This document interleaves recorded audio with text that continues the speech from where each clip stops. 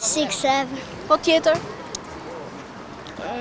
4, 1, 6, 9.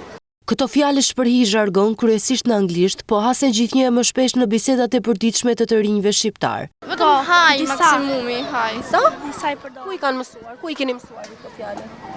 Ne nuk i përdorim, vetëm disa çuna i përdorin më shumë. Nuk përdoren vetëm në rrugë apo në rrjetet sociale, por kanë depërtuar edhe brenda shkollave, siç pohojnë vetë nxënësit.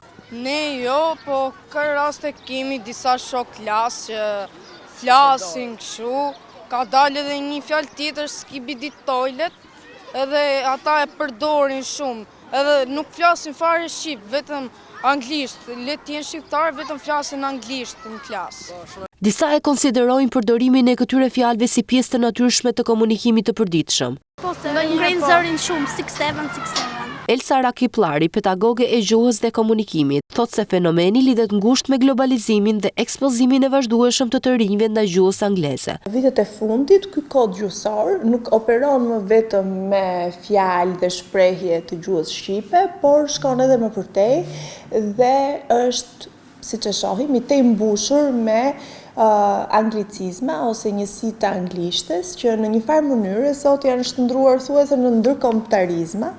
Por sipas saj, përdorimi i shpesh i këtyre shprehjeve mund të ndikojë negativisht në pasurimin e fjalorit të nxënësve.